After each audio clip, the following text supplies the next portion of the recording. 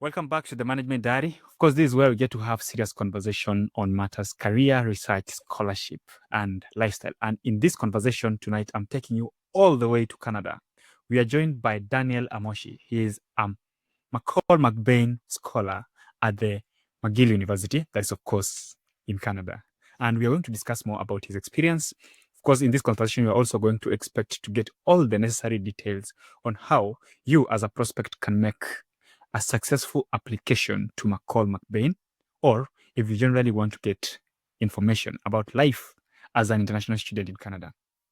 I want to thank you all for supporting us. So far, we have crossed the 10,000 subscribers mark, and I just wanted to say thank you for your support. And if this is your first time, please consider subscribing, because this is where you get those conversations you need about your career. How are you, Daniel? Thank you very much, Joseph. I'm doing great.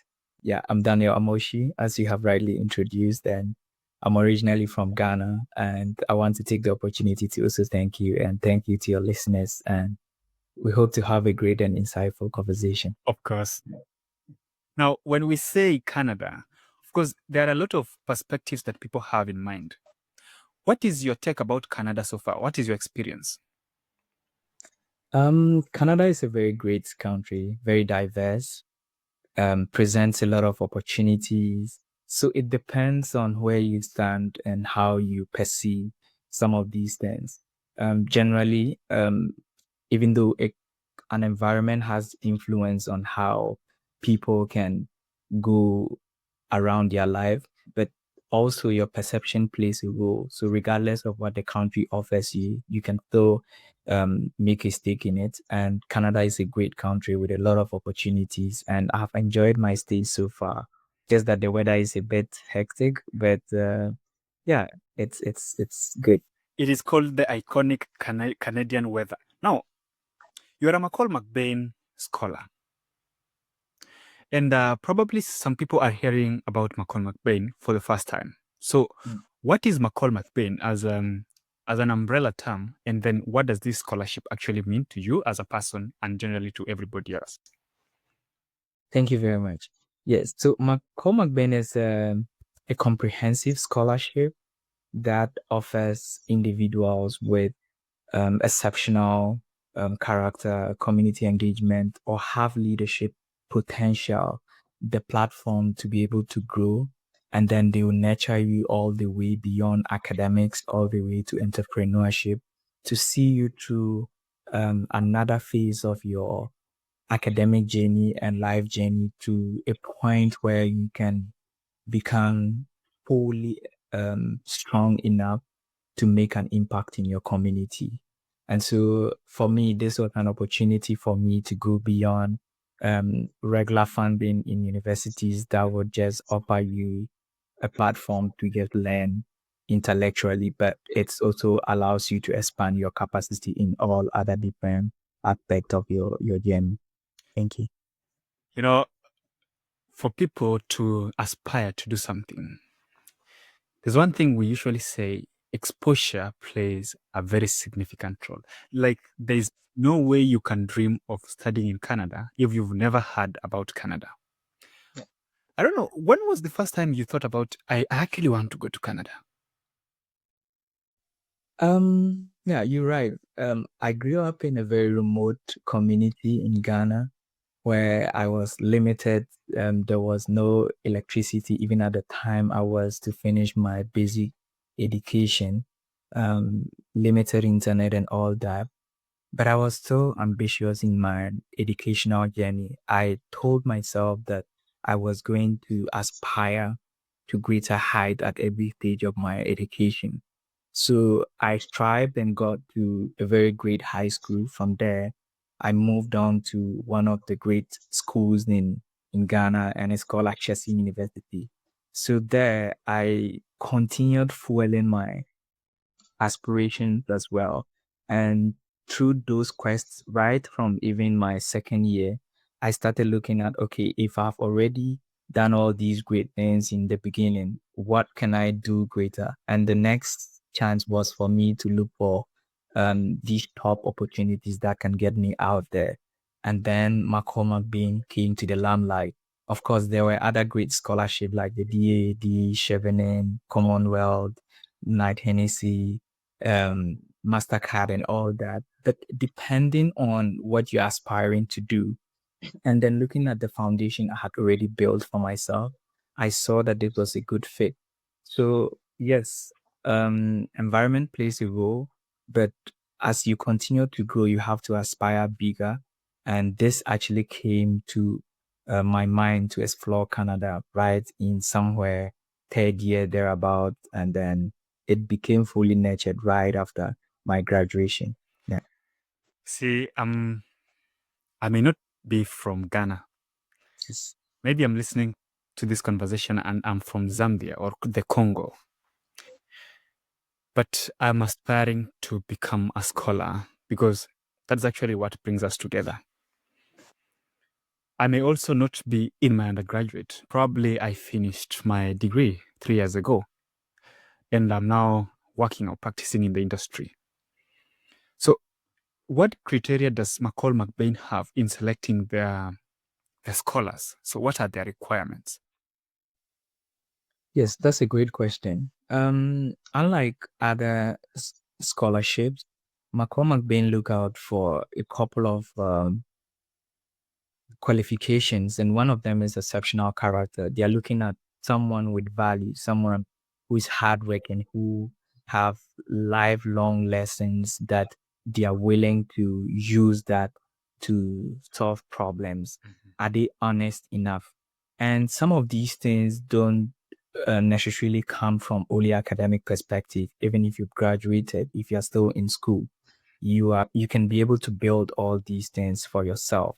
They look out for someone who is willing to make community impact. And if I can cite example, during COVID, I went back to my village and I was supporting people who came back from high school because of the COVID break, and I was teaching them. Some other time later, I was teaching other village people IT. These are services that you can render regardless of whatever stage you are. Probably you are someone who engages in making awareness in your community, and you can do all these things wherever you are. Do you have leadership skills to be able to manage small groups, either in your career setting or in the classroom or in your belief space like church or mosque or wherever you are, or any other thing at all? Are you able to solve simple problem with entrepreneurship spirit and all that? And then of course the academics come in. So they look out for all these things, and then the academics becomes the plus. So regardless of how you may think that you are strong in one aspect or the other, you can use the other aspect as a complement to make your application strong enough to face the McCall MacBain and of course other prestigious scholarship based on my experience.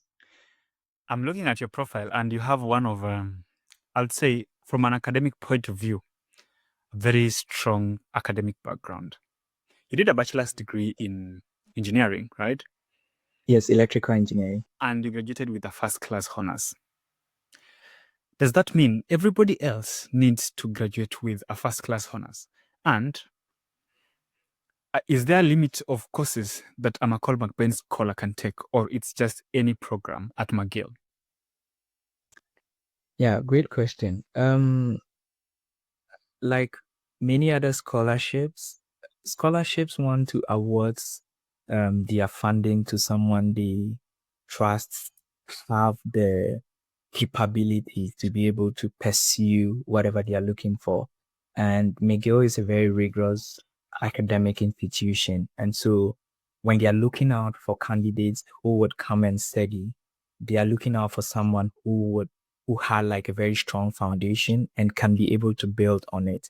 Of course, you don't have to have a perfect GPA or a first class to be able to apply. If you have a strong GPA enough, that is second class, upper, or whatever class other people may call it, beyond or below the first class mark, you can still apply.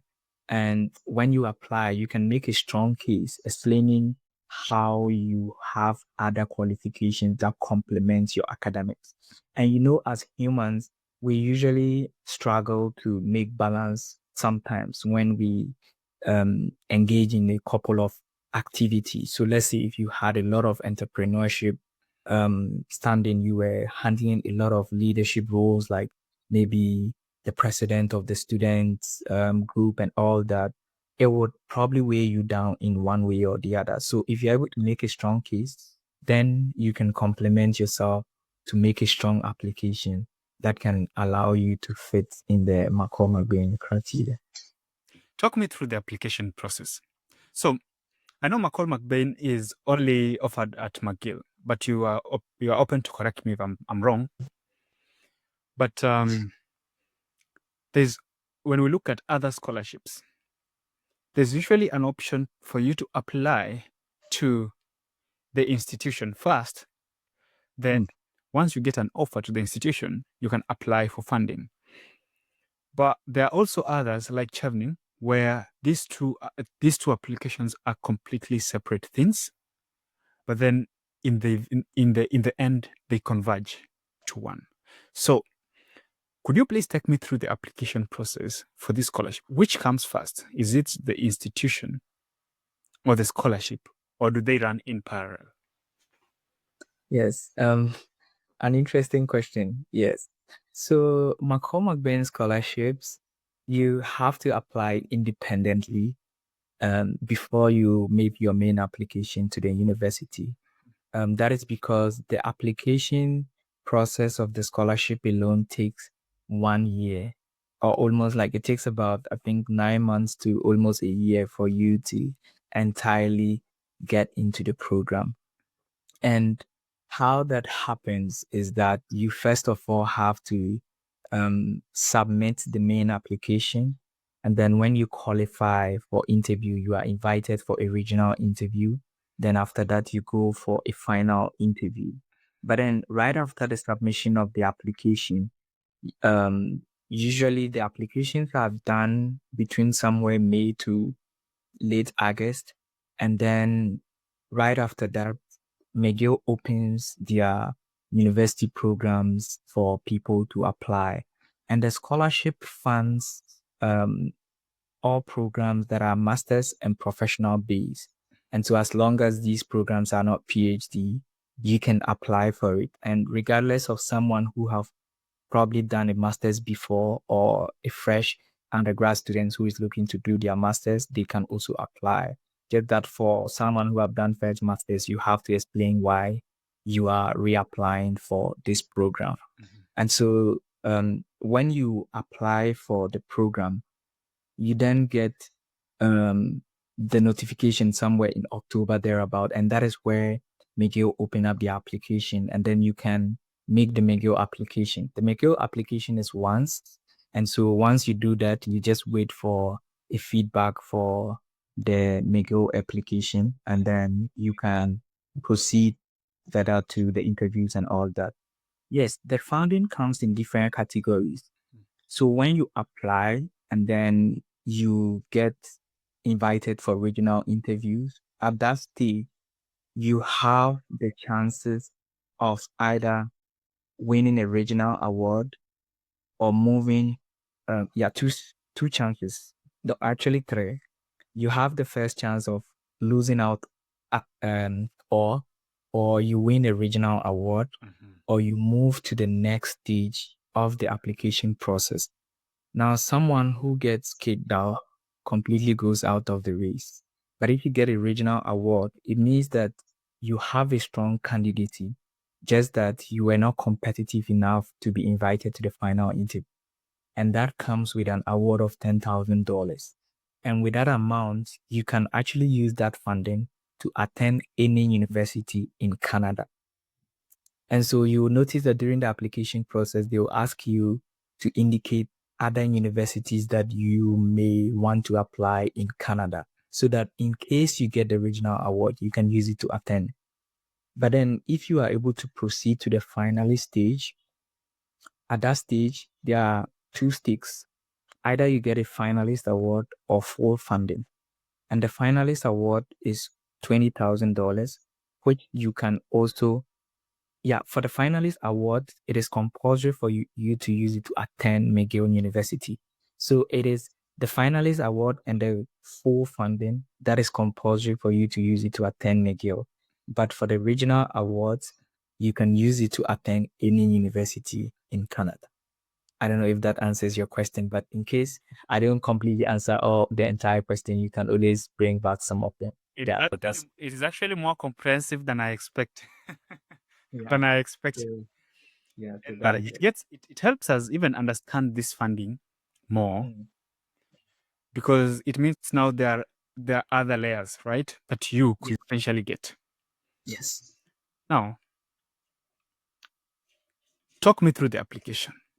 Now, I have seen this advertisement.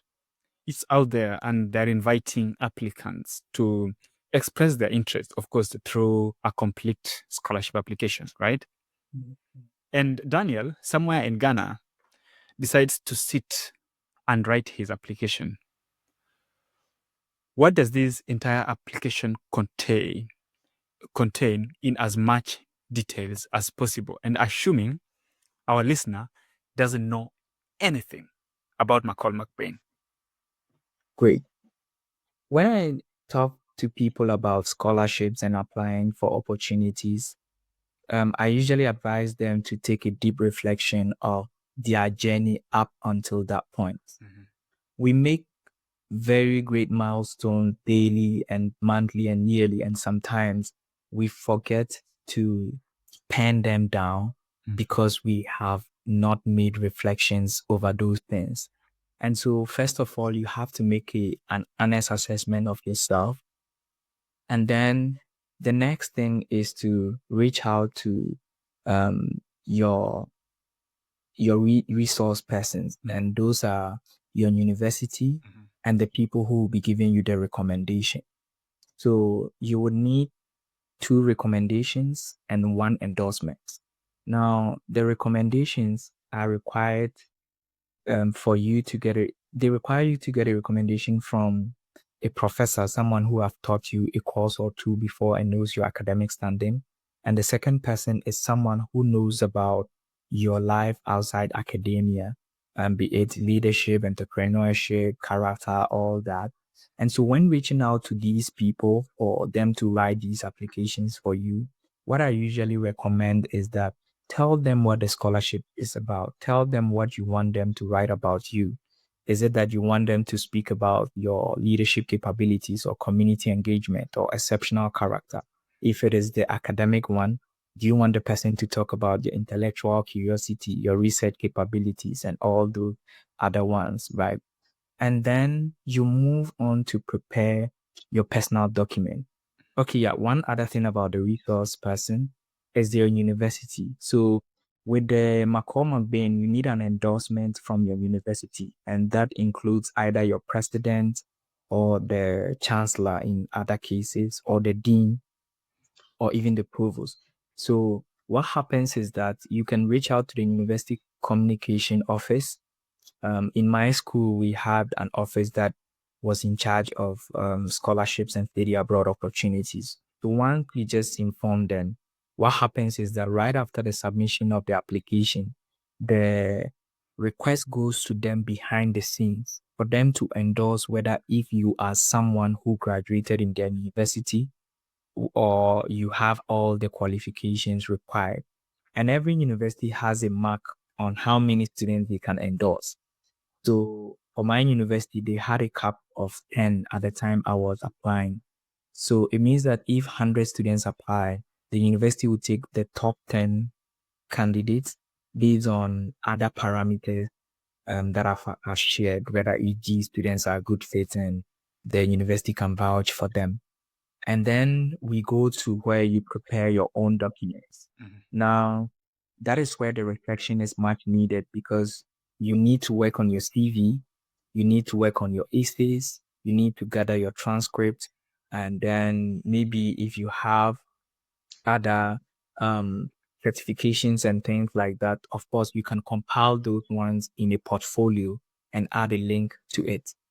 And now, when we talk about the CV, that one probably will touch a bit on it. I know maybe you might come in there, but when we talk about the FixIT, you are trying to reflect a comprehensive um, life story about yourself. And you have to be honest. Speak about moments where you had challenges. Speak about how you were able to handle certain things. If you are from a very humble beginning, how were you able to picture some of the academic journey? What inspired you to take a particular path, right? I did engineering because to me, I came from a farming background and most of them were doing manual farming. And I saw the need that, okay, if I can do engineering, then I can mechanize some of these processes.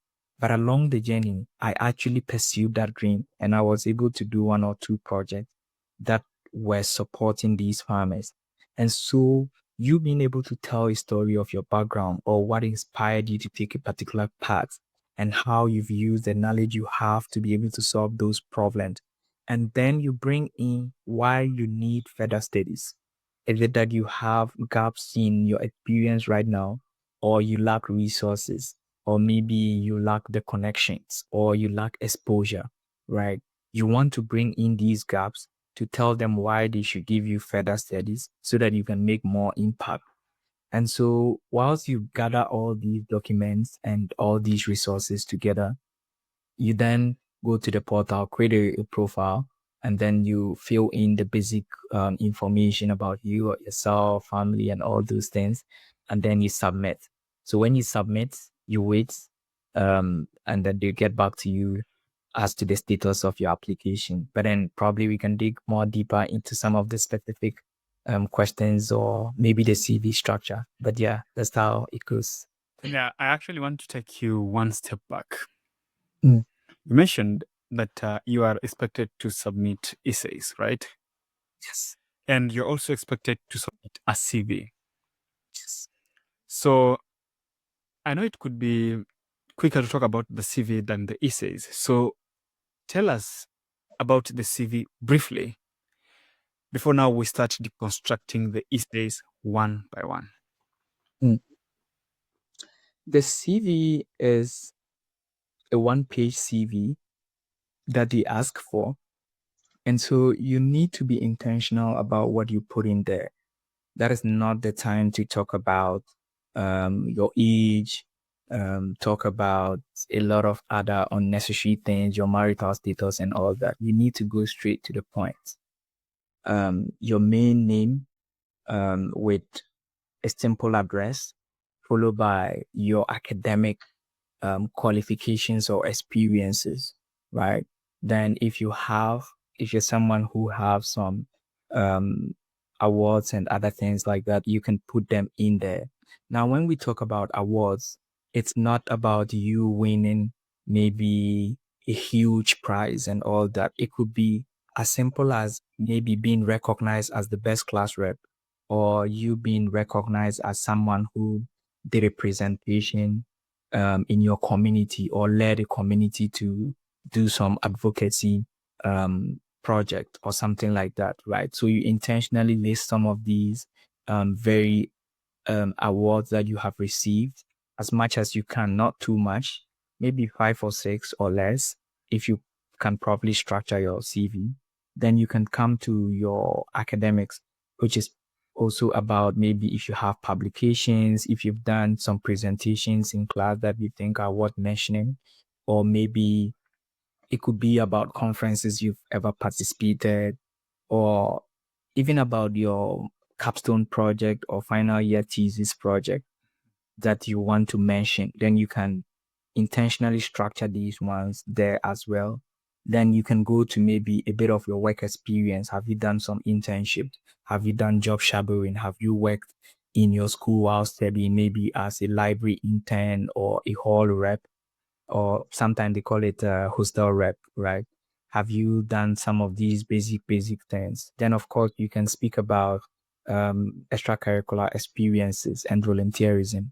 Have you been a leader of maybe a club or your associations in your faith, or maybe classroom leadership, or even a personal project leadership? You can touch a bit on entrepreneurship as well if you probably were helping people print out their assignments and taking some small money. That's a problem you're solving right there, right? Or if you were helping people acquire notebooks whenever school reopens, that's an entrepreneurship solution. And of course, you can, yeah. So that's basically like the structure of how you can compile your CV. And if you have volunteered to ever teach even your colleagues in class or maybe a junior classmate, you are mentoring them, you can bring it in there. That's volunteerism. So when you list all these things, this makes a very good CV. And even though it sounds a lot, but if you structure it properly, all these things can fit in a one-page CV very well. So one thing I would advise is that people should do the reflection and write it themselves and not use all these online softwares that makes things super easy. Because mind you, some of these softwares have challenges that may not allow the system to be able to see your CV in a proper way. And some of these application portals have tracking system that they can check whether if this CV was designed by a human or too much of AI. And so if they don't have certain words or things like that, they can block out your CV. So use a simple Word document, structure it, and then you'll be good to go. That's a more like summary of the CV aspect. Yeah, a simple, crisp writing. Yeah. I don't know. Is experience necessary for you to be a McCall MacBain scholar? You don't necessarily have to have a lot of experience in terms of work. I did not have much work experience at the time I was applying. Okay. I was doing something called national service in Ghana, which is like service to the nation. And that was the only work experience I had at the time. So it is not, it can be a plus, but if you don't have it, you are still good to go. Now, let's talk about the interesting part, Yes. the essays. I'm sure you wrote your essays. Let me hope you wrote your own essay. Yeah. Yes, I did. How long do we like? How many essays do we have to write? I think generally you write about 4 to 5 essays, but the essays are pretty short. They are in word limit of 250 to 300 words. So it's not a very lengthy essay where you have to tell your whole life story, excuse me, your whole life story and all that. So it's a pretty simple essay that they want to know more about you. Now that you've been through this experience, I'd be happy to hear how you did it and what is your take about it so far based on how you did it. And of course, I understand scholars usually discuss amongst themselves. So, based on what you know from your colleagues. Now, I don't know if you have the essay questions so that you can talk us through the essays one by one, concisely. Yes, it's a bit interesting. The essay questions, I so some are in short forms, some are also in more longer forms as well. And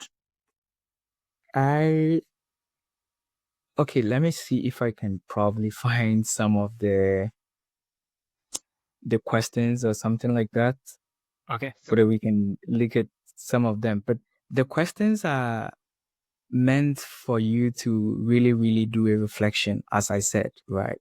And so some of the questions that shows up are asking you to tell them more about your community experience and how your community influenced you, if at all it did, and how it influenced your post-secondary choices and all that, right? And for me, how I approach this question, and this question is actually 220 word maximum. So I had to tell the story that I stated in the beginning, that I grew up in a farming community, and that shaped up my mindset of trying to find a solution to help these people come out of this problem. So it pushed me right after my secondary school to look at programs that can offer me the skills to come back and solve these problems. But to another person, it could be that maybe your family had a health complication, and then you saw the need that, okay, going to medical school would help you come and support them one day in the future. Yeah. Or maybe to another person, your community didn't have STEM. People didn't support women in STEM. So you thought of it as being the sacrificial lamb that would take that lead, right? Or maybe to another person, it's out of passion. You just saw it that, okay, you want to do this in order to fulfill passion. I usually say this, the why behind what you're doing is very important. And that is because sometimes if you ask a student, why are you writing this particular thesis topic for your final undergraduate program? Someone can tell you that it is because I want to graduate. But another person can tell you that it is because I want to solve a problem I have long been desiring to solve. And so tell them the why behind, not because you did some of these projects because of deadlines, or you did them because you just wanted to do it for doing sake, but you did it with a purpose. And that is one of the issues. One of the other issues talks about your academic interest and how your long-term goals and aspirations could be achieved, right? And looking at your academic interests and maybe your foundational background, you can tell them how maybe you've taken certain courses in your undergraduate level, how that would make a long way if you have taken some courses online, if you have done a couple of things that you think have given you that foundation enough to go to the next level of your education, then that is the time to mention it, right? And then also you can talk about your long-term goals. Are you looking forward to become a professor, or you want to go back to your community to make an impact? Are you looking to become an NGO person, or you want to make finance so that you can sponsor the NGO person, right? So you see that regardless of where you stand, you still have a, a very a consolidating point that you can make, right? And so you have to just be intentional about structuring some of these things. And for me, it was pretty similar. Gain the skills to even solve this agric problem and even other social problems more. And that is why I even had this idea of building a startup right in my studies here, right? And then we have another question that talks about how you have been able to work with teams in the past. This question is also actually just 300 words. And so I spoke about how I manage certain teams to undertake some projects in leaderships. And that was actually in class, and how I manage certain team members in my hall of residence and all that, right? So it was just an honest assessment of my life journey. And so you can take it from any perspective at all. It could be your team management skills and conflict management skills right at the workplace, probably during your internship, your co-op, or your service to maybe a particular community, volunteerism and all that, or even in the classroom. You can bring all these things to perspective and let them see practicality in what you're saying, right? And people at this stage tend to use some of the online resources like ChatGPT and all that. ChatGPT will write generic things. It will not be able to measure the impact of what you've done. For instance, if you mentored, like you see when we're about to start, you made mention that you have reached the 10,000 subscriber mark. That is an impact that you are making, and you are able to quantify it. ChatGPT will not be able to tell this when you are writing an essay. It will say that, oh, the management diary is doing great by providing people with all these kind of engagements, right? But be able to tell the specifics. And the last question is about I don't know whether last or second but last. Okay, second but last talks about your purpose and how you've contributed to an organization where you have been involved before. And so this is also pretty simple. I spoke about my involvement in some other groups and organizations where I had to do a couple of sacrifices, support, involvement and all that. And trust me, regardless of what you've done, you can have different perspectives to it. Someone can do a project, and from where they stand, they are looking at it from an entrepreneurship perspective. And so they want to quantify it entrepreneurial, but another person is quantifying it based on the impact it is making, or maybe another person is looking at it from a leadership perspective, taking initiatives. So regardless of how many projects you've done, you can self-break them into sections and say, as for this project, I want to talk about it on this perspective. And this other one, I want to look at it from this angle. And that is what helps. And the last one has to do with moments where you've made course corrections. And I spoke about the fact that, okay, I was almost being pushed to becoming a farmer myself, but upon negotiation and mentors coming in to engage and give me a better perspective, I was able to understand that, okay, if I have the engineering, I can actually make more impact than being that lonely farmer, or if I were to take other paths otherwise, right? Because to the community, that's one of their greatest needs, right? So you being able to talk about how you are contributing to the society and not just your personal interest and what benefits only you is what they are looking for. You being able to speak about the impacts and quantify how much impact you are making. And that could be in numbers or in other forms that you want to measure it. So those are the aces. And I hope this helps, even though I didn't read out like what I wrote exactly, but from the perspective I'm giving, if you make self-reflection, you'll be able to write a more consolidating, because different people have different experiences and stories to tell. I like at how you look at things because they come out so naturally and so clearly. Because actually, somebody can see that consistency and flow of things from the first essay through the last essay. That's essay number 5. Yeah, that's very true. Now, you mentioned to me that you are on a 2-year program. Does this mean everybody coming for a master's at McGill is coming for a 2 years master's, or are there master's programs that take longer or shorter? Also, does McCall MacBain limit you on which length of a program you can choose? Yes. As long as your program is a master's program, they are open to funding you. And typically in McGill, master's programs are between 1 year all the way to typically 2.5 years.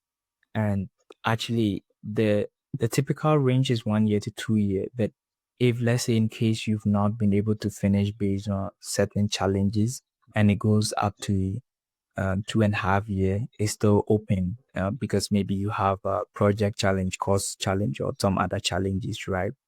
And how the programs happen is that for mine is a thesis based, so I do course and then I do research. And McCall MacBain does not limit you on which one to choose.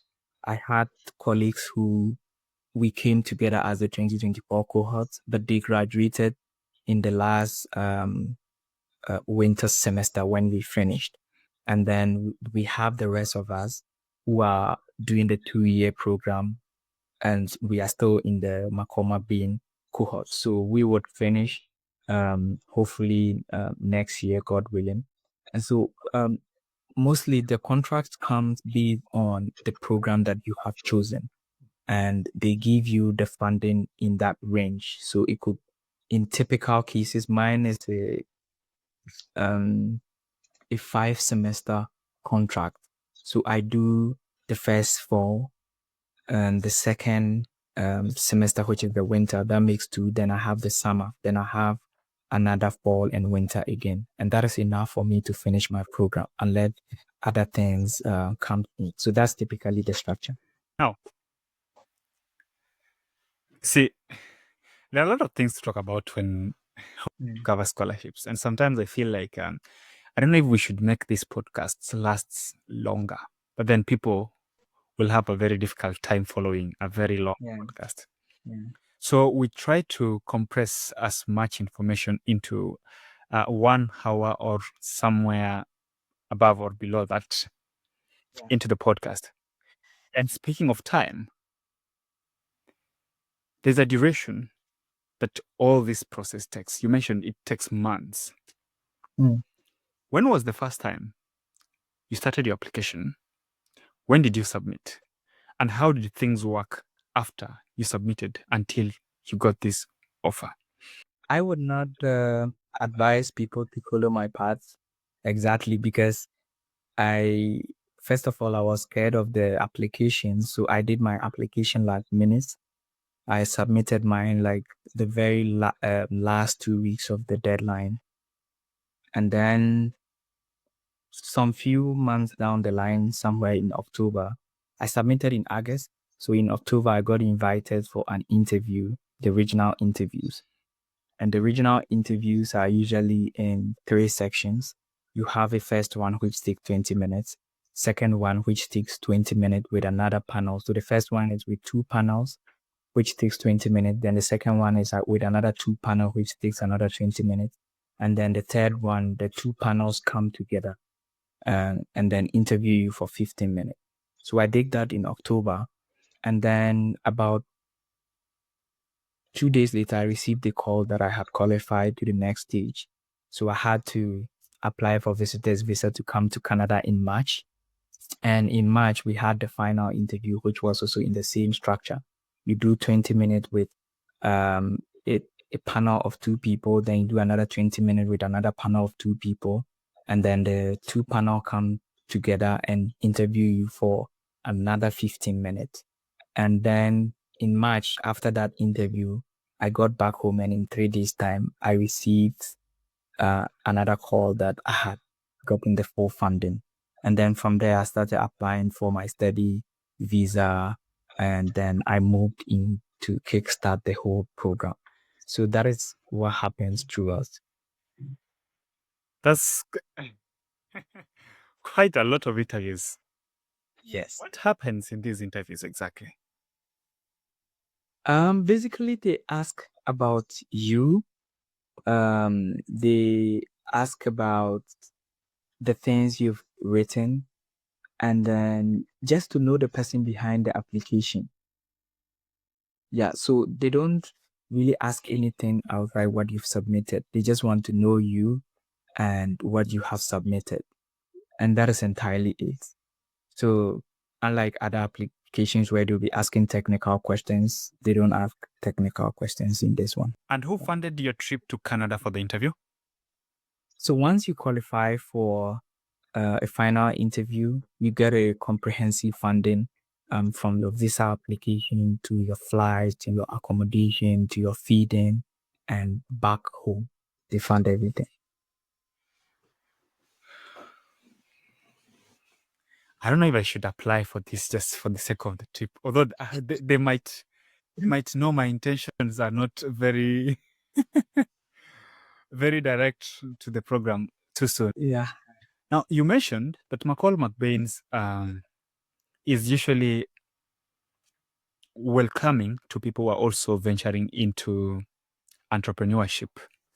Yeah. And it got me to think, I know you are a founder of FixIT. Mm. And somebody would be curious, what exactly is FixIT, and how are you managing to build it as you're doing your master's? Thank you. So, yes, like I mentioned earlier, sometimes you may not entirely have to be an entrepreneur before you get into the program. But if you exhibit the character and the potential, then the program takes you, give you the right grooming and resources, and then you can fully manifest that character out of yourself or that attribute. And so FixIt is a marketplace platform that connects skilled artisans like carpenters, masons, plumbers, and a host of other works skills to people who need their services. And so how the idea came about is that I collaborated with a friend after like a couple of the sessions we had been trained in the McCall MacBain from the leadership, how to manage things, how to do entrepreneurship, how to do a host of others, I began looking for opportunities to invest these kind of mindset and then make it manifest. And you're assigned a coach and a mentor actually. So they guide you even throughout this journey. So yeah, we came up with the idea, and God being good, we had a funding opportunity at McGill where we won some grants over $20K and stuff like that. So yeah, that's how we've been building FixIT. Typically just trying to get things in place, a lot of legal stuff, financial and all that. So when you think of repair, moving care, housing tech, cleaning, professional jobs, all of it can be found on FixIT once it is ready.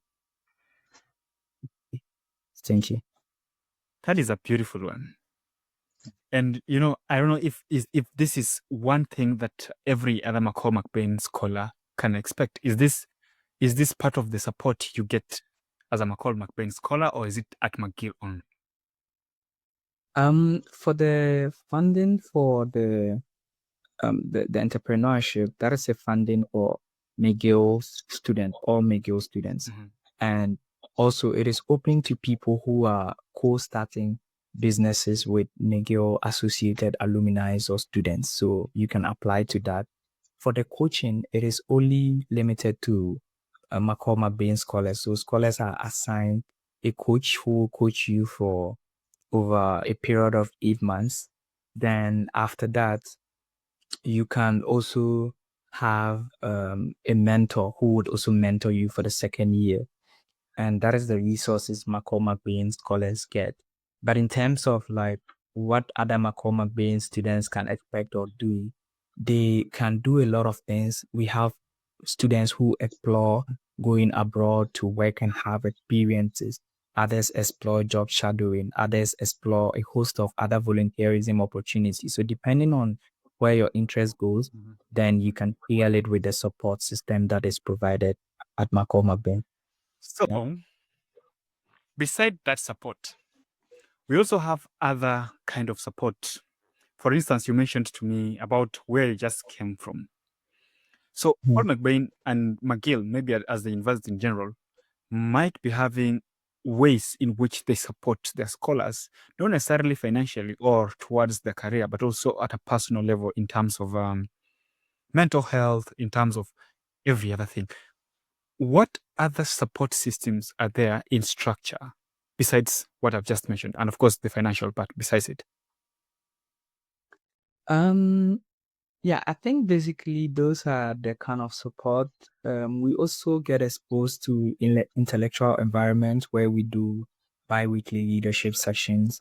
We get to engage with professionals in our fields and outside our fields, political figures, industry profound figures, people in academia and all that. So that exposes us. In terms of leadership, you get to do a lot of leadership labs where you practically engage and do presentation, do a couple of things to sharpen yourself up. You are being pushed to reach out to professionals to make connections yourself. And then you are given like a lot of support to in terms of like other spaces. Let's say if you need a letter of support to help you in other things, even the financial support in the summer, if you want to embark on a project that you need extra support outside what the regular funding comes with, then you can also get access to all that. So it's a comprehensive support that they provide. McCall MacBain is a fully funded scholarship, right? Yes. So when we say it is a fully funded scholarship, what do we mean? It means the funds right from your flight in and out of Canada, right from the time you get it. They provide you with a stipend, which is sufficient enough to take care of your accommodation, your feeding, and other expenses. They pay for these coaches and mentors who mentors you. They pay for all other resources that you may need within their reach. They pay for your tuitions and fee.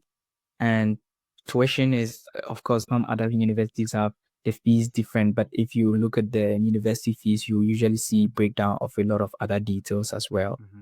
So they fund all these things just to make you or put you in a better position for you to study. So all you need is yourself present to be able to go through this whole process. But everything with funding, with support, they completely provide it. And that is the meaning of the full funding. So it simply means that I don't need to incur any expense at any stage of my application. Not at all, not at all, because you even get relocation grants that will help you to make some of the basic expenses covered. Like, let's say if you want to even buy some clothes when you arrive, buy certain things that you don't want to typically take from your main stipends, you get a relocation grant to even cover all that. Yeah. All right, now I think we have given our audience as much information as they could need to make the right decision. But as we move from one country to another, we all have different dreams. We all have different expectations. And one of these dreams can be limited with a document called a visa. You mentioned this is a fully funded scholarship, so your visa was definitely paid for, right? And the visa application process, guys, for that, we may not be able to discuss it as much, but it is easy to just go online and find all the information. Considering first, this is fully taken care of. Then when you hold your visa, there are two things. One, are you limited on when or if you should be leaving Canada as soon as you complete your studies? And two, what are the specifications on the work? And as a scholar, can you work in Canada? Yes. So During your even with and the after. even with the visa, they provide you with comprehensive documents that can support your application. So the nature of the scholarship is such that once you receive your documentation, you don't even need to prove any bank statement or any other resources in order to apply. That's the first part. Now, the scholarship does not limit you as to when you should leave and all that. It is open-ended. Once you finish your program, you get your tickets, but as to when you want to leave, it is your own choice to make. Also regarding work, because it's fully funded, they limit you to work 15 hours outside the regular guidelines that other people give. Like the national, I think, quota is about, sometimes it's 20 and sometimes it's 24, but I think currently it's 24 hours. But McCall MacBain limits it to 15 hours. That is because the program is comprehensive and they know it's time consuming and they provide you with all the funding, but they still give you this extra 15 hours so that you can do any other things that you may want to explore in building yourself. It could be teaching assistantship. It could be other things, which I do myself. So yeah, 15 hours is also good enough for you to even work if you want to work and get something little in addition to what you have. Yeah. Now, do you remember the exact date when you received your, what is it called? When you received your full offer, like this now confirms everything is ready? Well, right after the interview, like I said, I left Canada, arrived home on a Monday, and then Tuesday I got a call that I had received the funding. I had received the full scholarship. And what happens is that once you receive the call, the documents, they start processing everything right away. That is what happens. So you don't need to wait to receive all other documents in order to confirm, but they have their own confirmation that they come publicly to announce that you, the scholar, already knows everything that has happened after 2-3 days. And then I think the date was somewhere late March. I don't quite remember. But for me, I arrived in Canada on 5th August. And I came to participate in a 1 week leadership workshop that took place in a remote area. And you go there to have, it's actually 5 days. So you go there to have a lot of immersion program with the rest of the scholars. get to learn a lot of things before academics starts. Who was the first person to know, to get this news that now you have been offered a scholarship in Canada? Who was this lucky person to be the first one to know? It was my parents and then the provost of my university. They were like the very backbone. And then, of course, my friends. So the university, they were really supporting me in adding additional documents throughout the visa process and other guidance as well. And then, yeah, my parents also, like, my parents were the first to know because they have been, of course, my backbone and all that. Then I shared it with friends, we celebrated, and then, yeah, work continued. So, when you received this offer, what are you thinking? It looked like a dream, and it felt so unreal.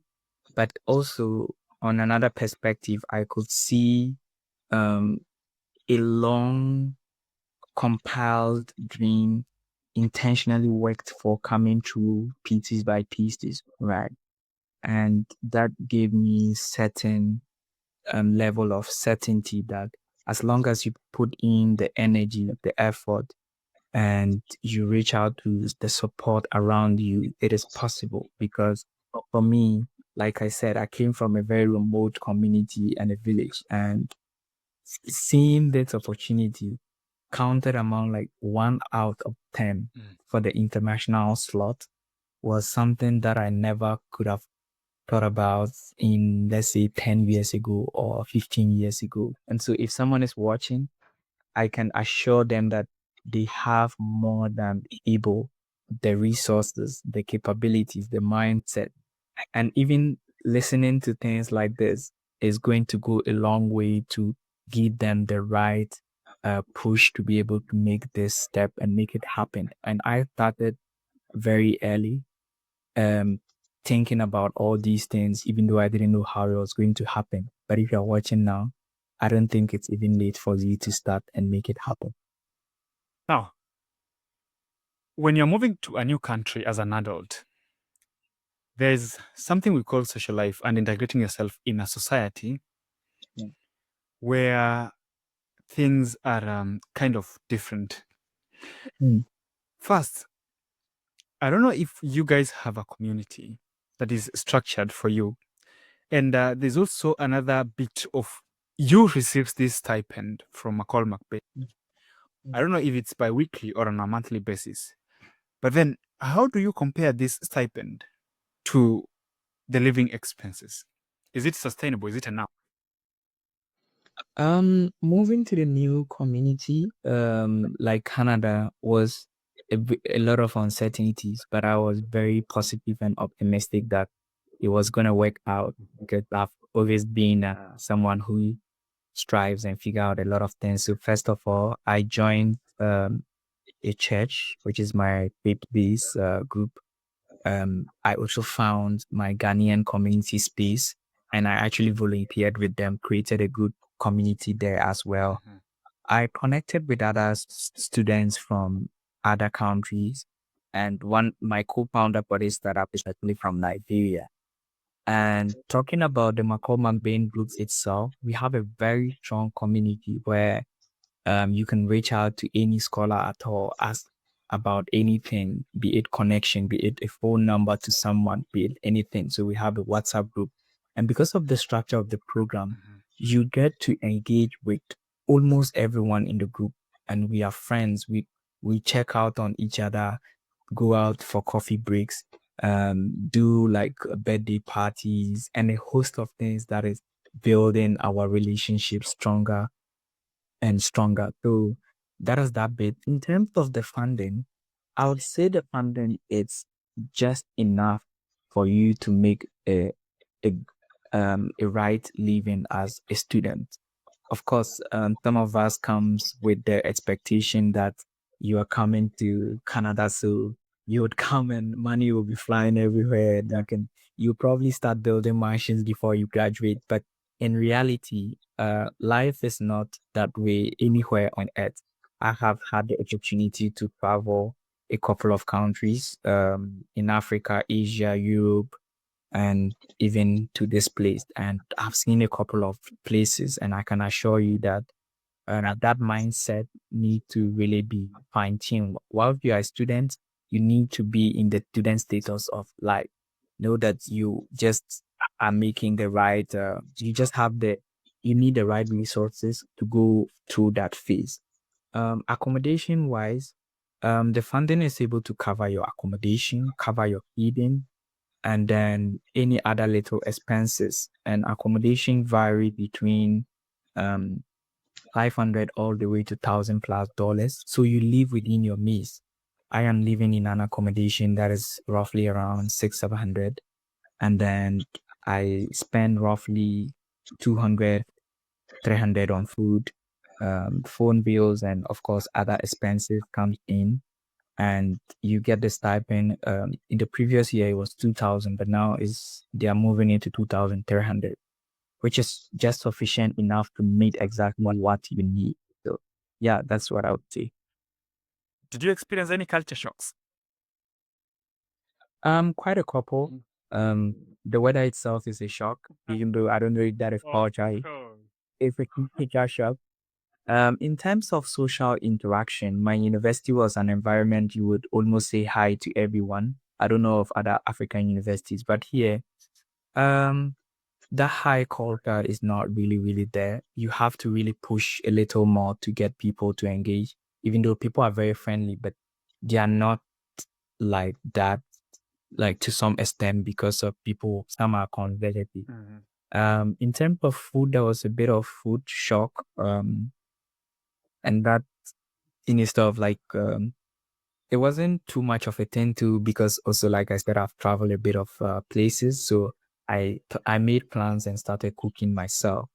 In terms of the environment in general, things like open smoking, um, other hard drugs and things like that were more open than I expected, or I know in my country.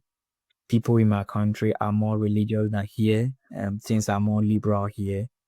Yeah, I think, and also like the rules are very strict and working, like in terms of very good structure of public transport and all that are also like differences, are like positive shots as well. So yeah, I think those are like some of the shots. You know, the scholar who is listening to this conversation, we are calling them the scholar because soon they will also be getting it. Definitely. And by the investment of the amount of time they've taken to listen to this conversation, of course, they're here for great insights and to learn. What would you, as an individual, say to this potential scholar who is sitting on the other side of the screen? I would say to them that they got this, right? You are the right person McCall MacBain is looking for to fund. You're the next scholar that would inspire your community and make the impact that the world is looking forward to. You just need to gather that confidence and put yourself together. Put yourself together by looking for knowledge through platforms like this, subscribing and looking out for what seasoned speakers will talk about. Look out for resources like reading on the platform to know what the requirements are. Look out for resources like reconnecting back to your resource person in the universities and telling them to write something good about you. And even if you are a student, this is a good time to listen to things like this, because trust me, it helps you reshape your mindset and build certain character that would fit for these kind of opportunities when the time is right. So I would advise someone who is still a student to keep listening to opportunities and speakers like this or sessions like this and invest more time. And when the time is right, it would happen. I had the opportunity. I got like some other funding in the US the year before this year, but McCall MacBain was the only shot I gave because I knew how much I had prepared myself. And so I could make it a one-time shot, but you don't have to go that risk. You can prepare yourself and make multiple shots. And the the kind of conversations we've had here cut across. You can use it to apply to any scholarships at all. And then you get in because they are transferable knowledge and skills that you can apply anywhere. So you are the right person McCall MacBain is looking for. Knight Hennessy, DAD, MasterCard, Chevening, Commonwealth Scholarship, the Swarthmore Scholarship in China. All these scholarships are looking for you, but you need to position yourself in the right frame of mindset, in the right frame of preparation, and then you'll be able to get there and make the impact you've been looking for. So that's us. But then, how can I connect with you? Maybe I've listened to this conversation. I've heard that you have a startup. Guys, we will actually leave a link to his startup in the description of this video so that you can go check it out and see what he's building. But then, besides the link to his startup, how can we also connect with you and know how things are working now and afterwards? You know, this conversation, somebody will listen to this conversation in the year 2030. They would want to know what happened to this McCall MacBain scholar.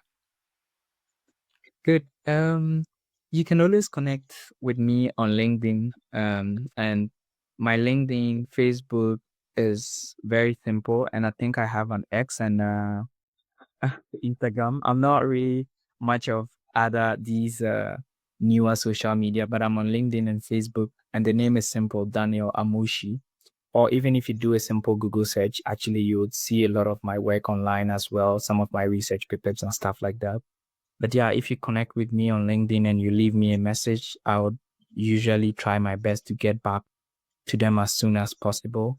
I get it a little bit busy sometimes, and so sometimes it takes time for me to really respond based on the time constraints and other responsibilities. My research is also going well, so it takes a bit of my time as well. So on LinkedIn and Facebook are the main platform. And when you reach out, I can usually share my WhatsApp there afterwards for us to connect more.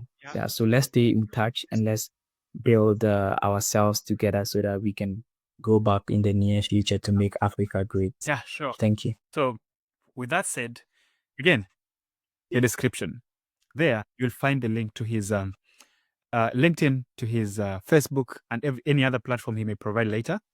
And also, I will leave the link to McCall MacBain Scholarship so that you can get the access to the platform. And we need to wish you all the best. So that was Daniel Amoshie, and this is the Management Diary. I'm your host, Omar Joseph, and until we meet again in the next episode. Oh, before we go, subscribe, and so before we go, do that until we meet in the next episode. Bye.